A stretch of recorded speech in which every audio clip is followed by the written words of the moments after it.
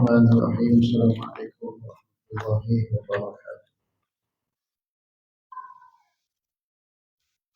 الحمد لله رب العالمين، والسلام على عباده الذين اصطفى، صلى الله تعالى وعلى آله وعلى أصحابه وبارك وسلم تسليما كثيرا كثيرا. سبحانك لا علم لنا إلا ما علمتنا. اشرح لي صدري ويسر لي أمري واحلل عقدة من لساني يفقهوا قولي. وبلغ الرسالة وأدى الأمانة ونصح الأمة وكشف الله به الغمة وجهد في الله حق جهاده حتى أتاه اليقين. نحمده ونصلي ونسلم على رسوله الكريم أما بعد. وقال الله سبحانه وتعالى: أعوذ بالله من الشيطان الرجيم. قل إن كنتم تحبون الله فاتبعوني يحببكم الله ويغفر لكم ذنوبكم والله غفور رحيم. وقال النبي صلى الله عليه وسلم: كلوا أمتي يدخلون الجنة إلا من أبى. إلا ومن يأبى يا رسول الله؟ قال: ومن أطاعني دخل الجنة ومن عصاني فقد أبى. كما قال عليه الصلاة والسلام. Alhamdulillah, alhamdulillah, wa taufiqi ila billah. Semua kita syukur kepada Allah SWT. Allah Ta'ala ambil masa kita atas perkara kebaikan. Dan ada orang Allah Ta'ala ambil masa dia atas perkara kelalaian. Jadi Allah pilih kita lah masa-masa kehidupan kita ni. Allah pilih kita untuk buat kebaikan. Masa ni dia macam modal kehidupan. Kalau kita berniaga, dia ada modal. Ketua berniaga yang bijak, peniaga yang bijak, dia bijak dalam menggunakan modal supaya modal dia ni dapat keuntungan. Modal yang ada tu dia jadi sebab untuk dia dapat keuntungan. Tapi satu orang peniaga yang tak bijak ni, modal yang dia ada dia salah guna, dia seleweng. Patutnya dia guna untuk peniaga tapi dia guna untuk benda lain.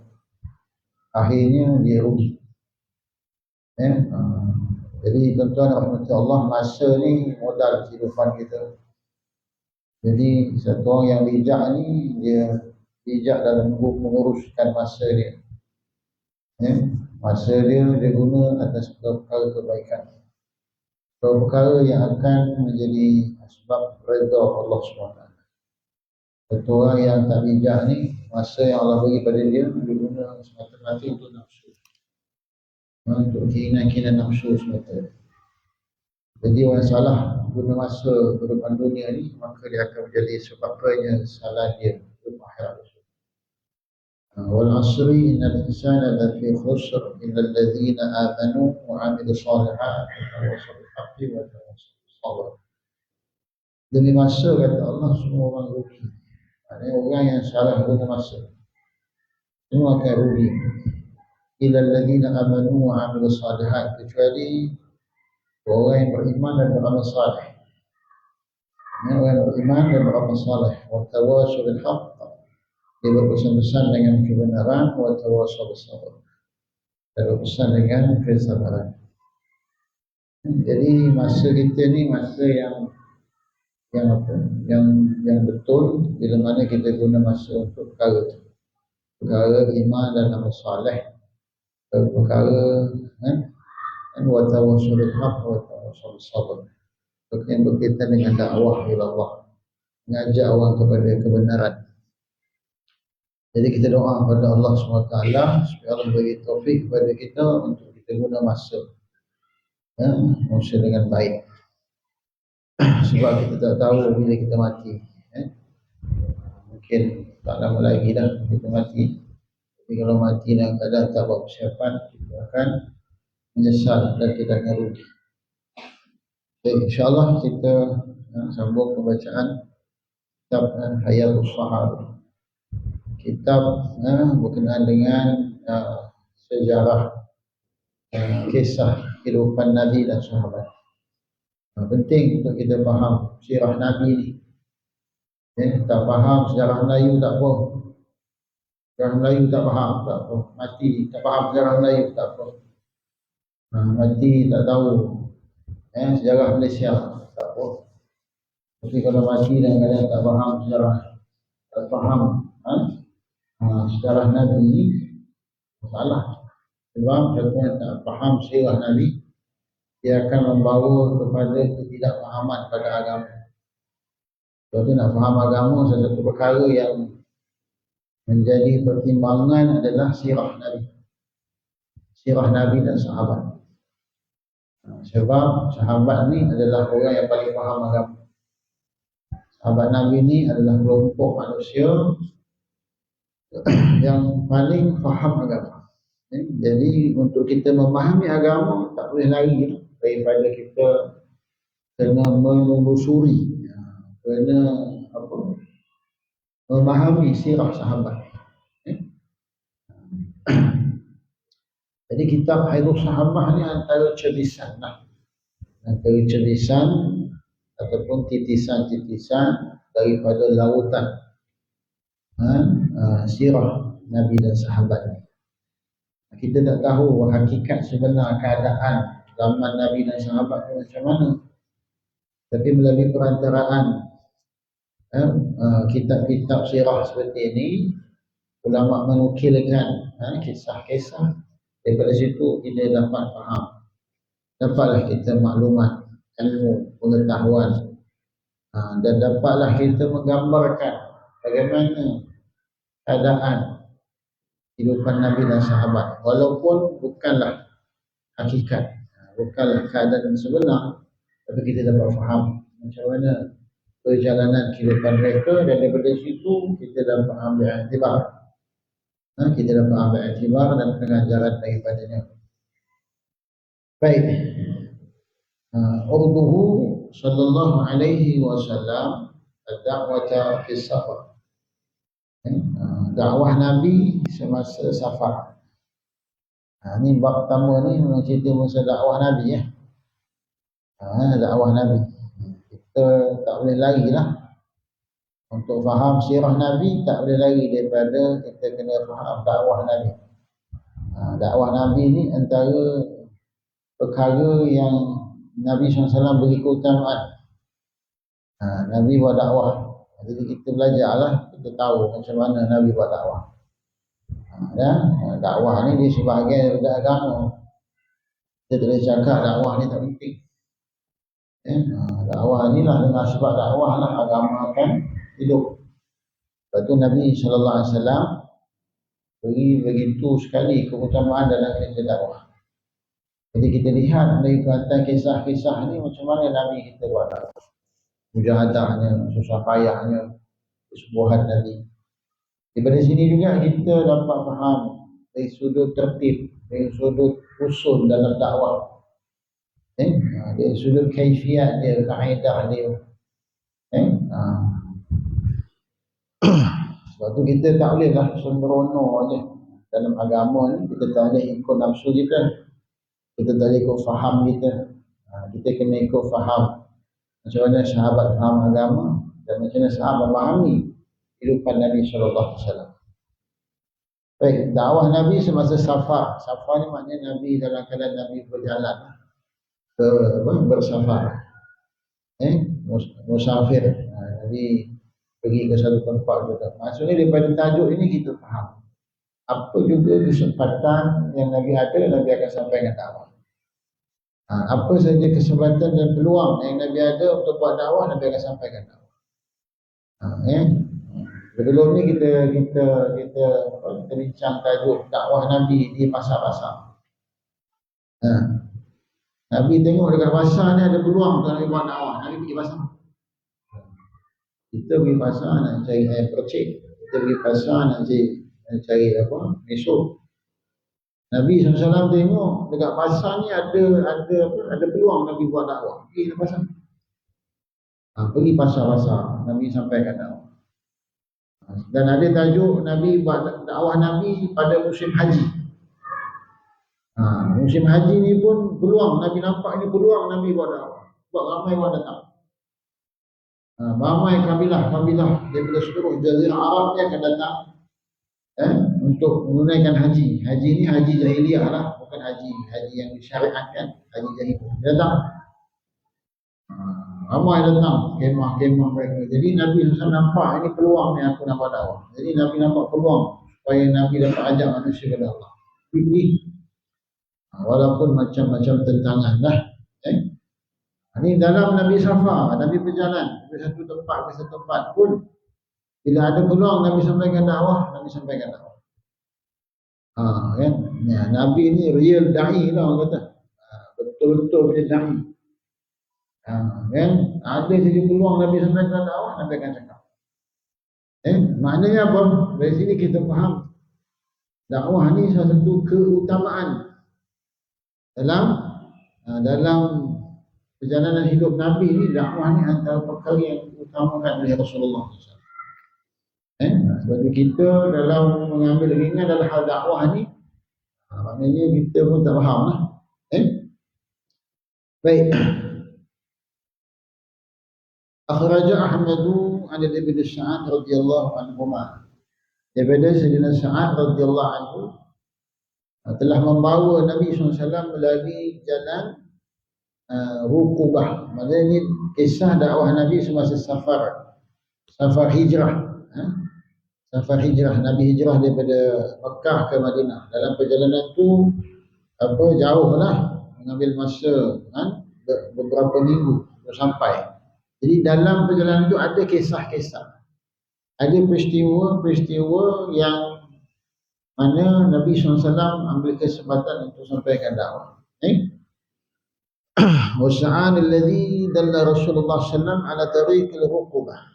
Dia bawa Nabi ke satu lembah, satu jalan, nama dia Rukubah. Ada satu dalam hijrah Nabi ni, Nabi menjalani satu jalan. Satu jalan yang nama Tariqul Rukubah. Lembah ataupun jalan Rukubah. Qala Ibn Sa'ad, haddathani abi anna Rasulullah SAW atahum ma'ahu Abu Bakr.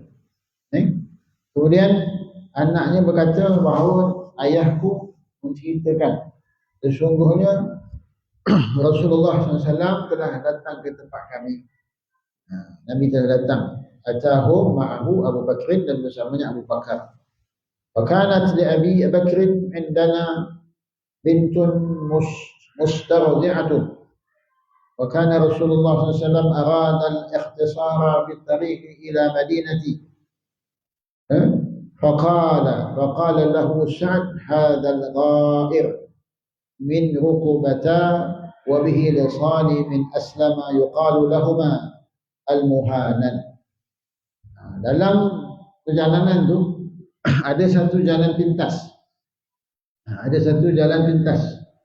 nak ambil satu jalan yang jalan shortcut.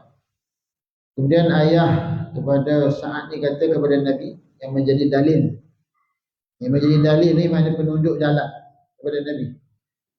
Dia ada satu jalan, dia kata, melalui lembah Rukubah ni, dan dia dekat sikit untuk sampai Madinah. Tapi dia kata, tapi jalan ni ada dua orang perompak. Dua orang perompak yang terkenal. Memang orang kalau lalu, orang tak berani lalu jalan tu. Biasanya orang tak lalu jalan tu sebab jalan tu memang ada perompak, memang kena rompak. Orang akan ambil jalan yang lain, jalan jauh. Tapi nak shortcut tu orang tak berani. Ada dua orang perompak. Dua orang perompak yang memang menunggu. Siapa jalan memang kena rompak. Perompak tu daripada kabilah min Aslam, kabilah Aslam. Kabilah Aslam yang dipanggil, dan nama dua orang ni Al-Muhanan. Al-Muhanan ni maknanya yang hina. Dua orang yang hina. Fa in syi'ta akhadna 'alaihima. Sekiranya dia kata, sekiranya Tuhan mau, kita boleh lalu jalan ni lah. Dia tanya Nabi, kalau nak lalu boleh kita lalu sini, tapi kena berdepan dengan perompak. Kena berdepan dengan perompak. Qala Rasulullah, qala Nabi sallallahu alaihi wasallam, khudh bina alaihima. Kemudian Nabi kata apa? Tak apa, bawa kita lalu jalan. Tak apalah, Nabi kata kita jalan je kat sini, insya-Allah. Eh? Nabi tak takut pun dengan perompak tu. Nabi kata jalan je. Sebab apa? Nabi nampak peluang Nabi untuk dakwah perompak ni. Nabi nampak peluang Nabi dakwah perompak ni. Kan? Lepas tu Nabi kata tak apa, kita jalan. Kemudian ayah kepada Sa'ad dia kata dia pun bawa pergi melalui jalan tersebut. Tengah jalan tu, faqala Sa'ad fa kharajna hatta ashrafna idza ahaduhuma yaqulu li sahibi hadha al-yamani fada'ahuma Rasulullah sallallahu alaihi wasallam fa'arada alaihim al-islam fa aslama. Kan? Kemudian Nabi pun lalu jalan tu dan berjumpa dengan dua perompak ni. Dua perompak ni. Kemudian salah seorang perompak ni dia kata, ni dua orang Yaman ni kata ni. Ni orang Yaman ni, hadal Yamani. Ni orang Yaman. Kemudian Nabi SAW jumpa dengan dua orang perompak ni. Nabi terus pada'ahahuma. Nabi terus dakwah mereka. Nabi terus dakwah mereka. Tak ada, kita banyak. Nabi tu Nabi sikit tak terkesan dengan keadaan dia. Nabi nampak ni satu peluang untuk Nabi dakwah dia. Nabi pun dakwah dia. Dakwah perompak ni. Jadi kesan daripada dakwah Nabi sallallahu alaihi wasallam ini. Fa'arada alaihim al-Islam. Nabi pun dakwah dia kepada Islam. Fa'aslama, dan mereka telah terima Islam. Tak tahu macam mana hikmah Nabi. Nabi bercakap dengan mereka, Nabi sampaikan dakwah.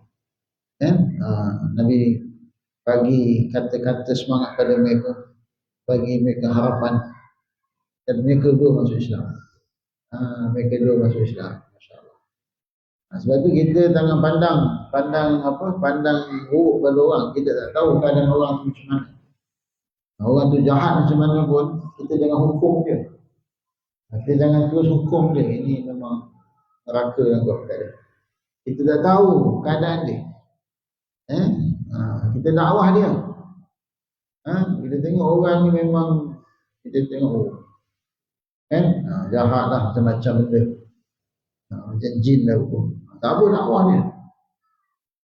Kita tak tahu dengan berkat dakwah tu dia ubah jadi orang baik. Kan? Sebab hidayah ni di tangan Allah kan. Macam ni lah. Nabi tak takut satu, Nabi tak terkesan pun dengan keadaan dia perompak ke apa ke. Nabi masih bersangka baik pada dia. Kalau dia terima hidayah, dia akan masuk Islam dan dia orang baik. Nabi sampai kata, ini ikhtiar lah. Kita tengok orang, apa keadaan orang tu kan. Kita jangan terus buat keputusan untuk dia. Kita ikhtiar lah. Kita dah tahu di sebalik itu ada hidayah untuk dia. Macam Sayyidina Umar kan. Sama lah kisah Sayyidina Umar ni. Sayyidina Umar ni dia nak bunuh Nabi. Kan? Abu Jahal yang jahat-jahat macam tu pun dia pun tak berani nak bunuh Nabi. Tapi Umar ni dia kata dia nak bunuh Nabi. Apa lagi kejahatan lebih besar daripada kejahatan nak bunuh Rasulullah. Dan dia dah bersedia nak pergi dah, bawa pedang nak bunuh Nabi. Tapi bila Allah bagi dia hidayah dengan berkat doa Nabi SAW, maka dia dapat hidayah. Dia jadi orang yang mana Nabi kata apa? Kalau ada lagi Nabi selepas aku, Umar paling layak. Daripada orang yang mana dia nak bunuh Nabi, bila dia terima Islam, Nabi kata orang yang layak jadi Nabi, Sayyidina Umar. Kalau ada Nabi lah. Bagaimana Nabi usahakan Sayyidina Umar ni sampai tahap Sayyidina Umar ni ada sifat-sifat kenabian dalam diri dia. Walaupun Sayyidina Umar ni bukan Nabi. Sebab tu kita tak tahu keadaan orang.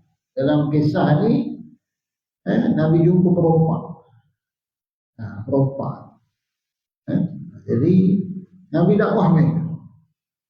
Bila kita dakwah orang, maknanya kita sangka baik pada dia, yang kemungkinan dia ni dapat hidayah.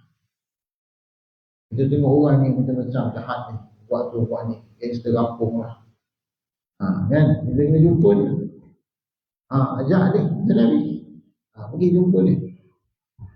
Banyaklah sebenarnya kisah-kisah macam ni sekarang pun banyak kan. Kan ada suatu kisah kat Malaysia ni, kalau tuan-tuan kenal dan pernah dengar nama dia Mak Zin Korea, kalau tuan-tuan pernah dengar lah. Orang lama orang dakwah kenal tadi. Mak Zin Korea nama dia.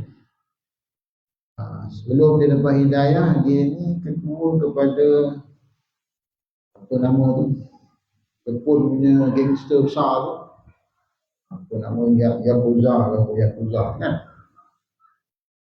Dia jaga bahagian Asia, Mak Zin Korea. Orang macam ni memang apa saja dia tak buat lah. Gangster besar. Dia orang Malaysia, orang Kelantan. Tapi itulah, bila ada orang jumpa dia, dakwah dia, dia kata tak ada orang berani jumpa aku melainkan orang tabligh ni. Tak ada orang berani jumpa aku melainkan orang tabligh ni. Dia punya gangster tu tak ada orang nak berani jumpa dia. Tapi yang berani jumpa aku tu orang tabligh. Dia pun pelik. Orang tabligh ni jumpa dia masa tu dia kat kelab malam. Dakwahnya jumpa lagi. Dia nak bagi nak apa dia kata, Allah nak kebaikan pada dia kan. Macam itulah, Allah nak kebaikan pada dia. Dengan berkat ada orang jumpa dakwah. Lama-lama pendek cerita dia ikut dakwah. Dia ikut dakwah. Kan? Dia nama dia Mak Zin Korea tu, dia lari daripada polis pergi Korea. Dulu Korea. Pendek cerita dia pun ikut dakwah. Lama-lama jadi orang baik kan. Berubah habis. Nak beritahu sebab dia ni, dia telah tubuhkan, dia telah bina banyak madrasah tahfiz, madrasah pengajian agama daripada dia.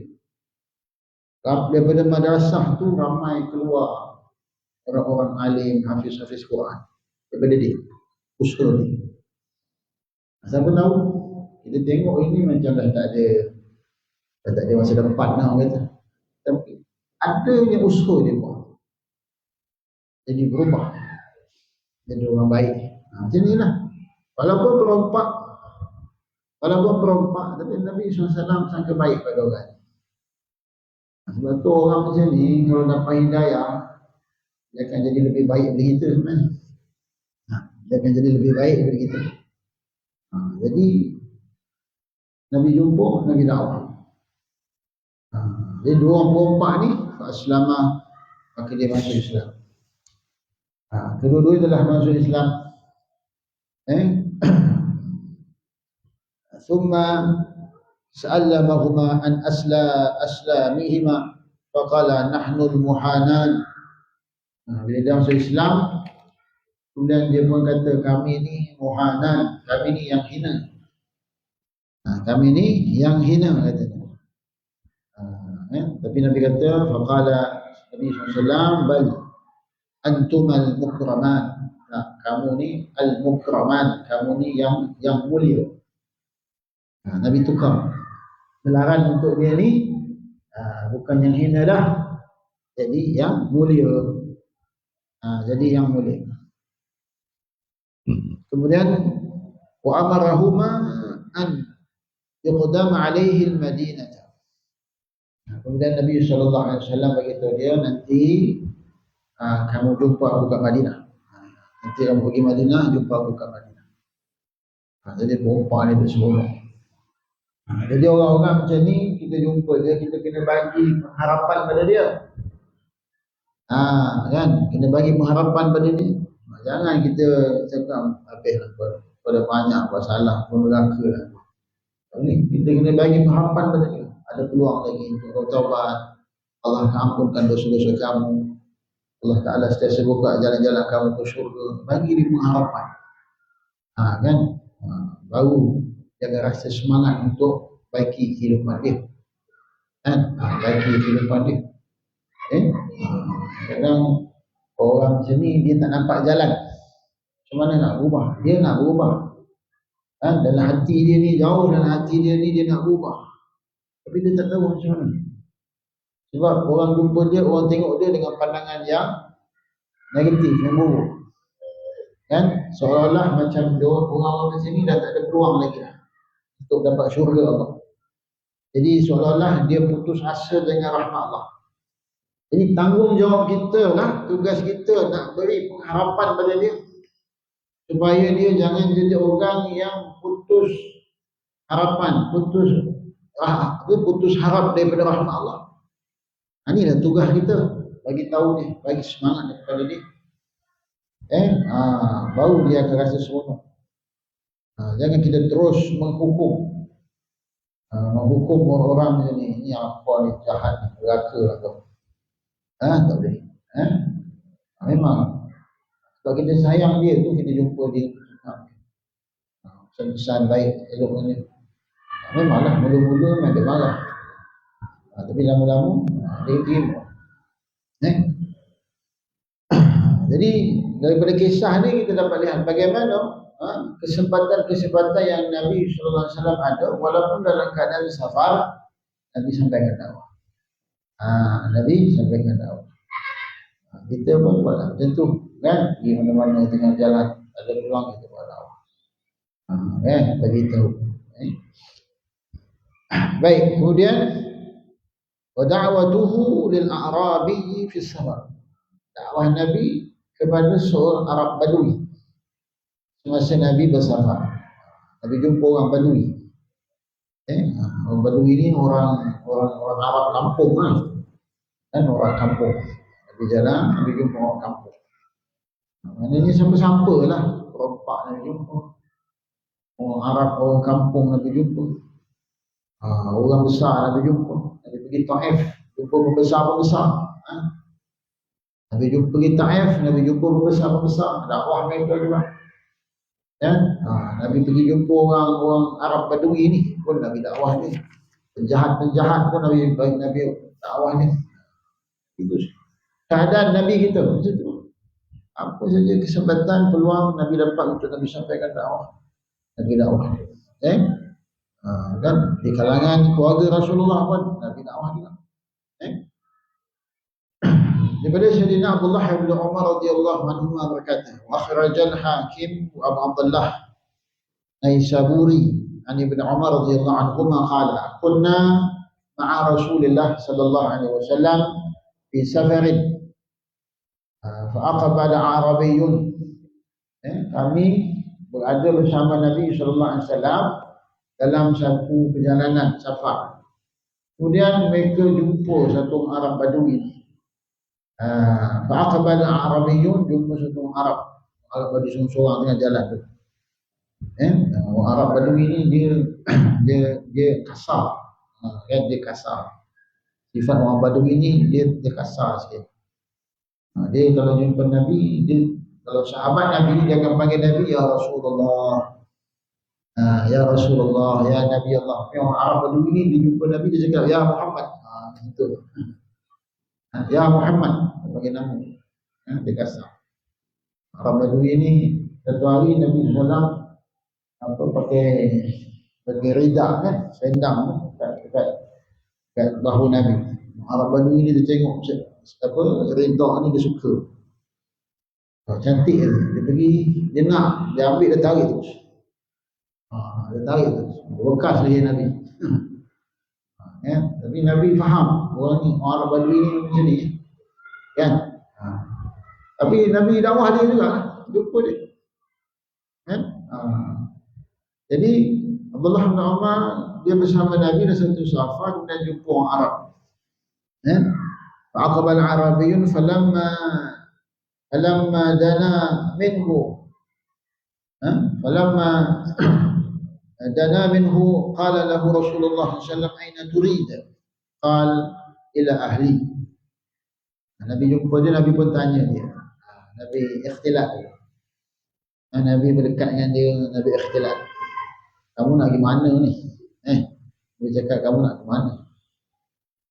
Dia cakap ila ahli, aku nak balik nak balik rumah aku. Kemudian Nabi SAW kata, "Faqal hal laka ila khairin?" Nakkah kamu aku berikan sesuatu kebaikan? Kamu tak satu kebaikan? Hal laka ila khairin? Orang Arab dia kata, apa benda tu? Mahu, apa benda? Apa yang kamu nak bagi? Kemudian Nabi SAW kata, "Qal tashhadu an la ilaha illallah wahdahu la syarika lah wa anna Muhammadan abduhu wa rasuluh." Kan Nabi dakwah dia tu. Dia kata, kamu nak tak benda yang baik? Apa dia? Kamu ucaplah, kamu bersaksilah bahawa tiada Tuhan selain Allah, dan Nabi Muhammad dan aku, Nabi Muhammad SAW ni adalah utusan Allah dan hamba-Nya. Abduhu wa rasuluhu, hamba Allah dan rasulnya. Maknanya Nabi SAW dakwah orang Arab ni supaya dia ucap kalimah. Ucap kalimah ni. Dan ini adalah kalimah yang akan memberi kamu keselamatan dunia dan akhirat. Kamu akan selamat. Kemudian orang Arab ni tanya, orang Arab ni tanya, "Qal hal min syahidin ala ma taqul?" Hal min syahidin. Kamu cakap ajak aku kepada perkara ni, apa saksi yang mengatakan apa yang kamu kata ni benar? Apa saksi yang mengatakan apa yang kamu cakap ni benda yang baik? Ada saksi tak? Waktu tu tengah padang pasir, tak ada orang. Yang ada Nabi dan Abdullah bin Umar dan orang Arab Badui itu, tak ada orang. Lepas tu dia tanya, hal min syahidin, ada saksi tak? Ala ma taqul, atas benda yang kamu cakap ni. Nabi SAW tengok kiri kanan, tak ada orang. Kemudian Nabi kata, ada saksi. Ada. Hadhihi sajarah. Tu pokok tu akan jadi saksi kamu. Pokok tu akan jadi saksi. Pokok ni akan jadi saksi. Kemudian Nabi buat apa? Fada'aha Rasulullah sallallahu alaihi wasallam wa hiya ala syati'il wadi. Nabi tunjuk pokok tu, Nabi panggil, "Mes ni." Kemudian pokok tu yang berada di tebing tu, tebing lembah tu, terus bangun dan berjalan meredah bumi, membelah bumi pokok. Ni mukjizat Nabi lah. Mukjizat Nabi. Bila Allah nak tunjukkan kebenaran tu, Allah datangkan mukjizat tu. Pokok tu terus bergerak membelah bumi, datang menuju kepada Nabi SAW. Kita berbayang tak macam mana? Pokok Kuala Wali ni, mes ni dia jalan. Pokok datang kat kita, lari kita. Ni pokok datang menghadap Rasulullah. Menghadap Nabi SAW. Kemudian fa'aqbalat nakhuddul arda khaddan, dia membelah bumi pergi kepada Nabi. Faqamat baina yadayhi, kemudian Nabi SAW meminta dia memberi menjadi saksi. Pokok, kau jadi saksi atas penyaksian aku. Jadi saksi. Fastashhadaha thalathan, dan pokok ini telah memberi saksi akan kebenaran apa yang Nabi cakap kepada orang Arab itu sebanyak thalathan, 3 kali. 3 kali benar apa yang dikatakan oleh Rasulullah. Pokok itu datang bergerak di depan Nabi dan menghadap Nabi SAW. Ya Rasulullah. Pokok pun kenal Nabi. Pokok pun kenal Rasulullah SAW. Nabi kata, kamu jadi saksi atas apa yang aku sampaikan ini, apa yang Nabi dakwahkan. Fasyahidat annahu kama qal. Pokok ini telah menjadi saksi kepada apa yang telah Nabi dakwahkan kepada orang Arab itu. Orang Arab ni dia macam terkejut, dia terpegun, dia terkesima lah. Dia macam kagum tengok keadaan tu. Nabi dah panggil pokok datang. Kita belum pernah lagi lah macam tu, kan? Kita dakwah belum pernah lagi panggil pokok datang, belum sampai situ lagi, belum sampai makam tu lagi. Habis tu keadaan pokok tu datang. Kemudian bertambahlah bila orang Arab Badui ni tengok keadaan itu, bertambahlah lagi keyakinan dia. Pokok tu selepas dia bagi saksi, summa innaha raj'at ila man batiha. Bila dia dah bagi saksi tu, dia kata benar apa yang Rasulullah cakap, dia pun pergi balik ke tempat dia dan terus duduk situ macam biasa. Dia balik-balik pergi tempat mana dia tumbuh tu, dia terus dekat situ. Wa raja'a al-a'rabiyyu ila qaumihi faqala in yattabi'uni ataituka bihim wa illa raja'tu ilaika wa kuntu ma'ak. Dia kata kepada Nabi sallallahu alaihi wasallam, lelaki itu pun pulang kepada kaumnya, dia dalam keadaan dia rasa kagum sangat, dan bertambah lagi keyakinan dia kepada apa yang disampaikan oleh Nabi sallallahu alaihi wasallam. Itu mukjizat Nabi lah. Mukjizat Nabi itu nama dia iman musyahadah. Musyahadah, bila Allah zahirkan satu tanda-tanda kebesaran dia, maka iman meningkat. Sebab tu iman ni dia boleh meningkat, dia ada dua keadaan. Satu iman musyahadah, iman mujahadah. Dua keadaan. Iman yang terbina daripada musyahadah, dan satu lagi iman yang terbina daripada mujahadah. Dua keadaan. Iman musyahadah ni maknanya dia nampak sesuatu benda yang bentuk kebesaran Allah ni yang menyebabkan iman dia bertambah, meningkat.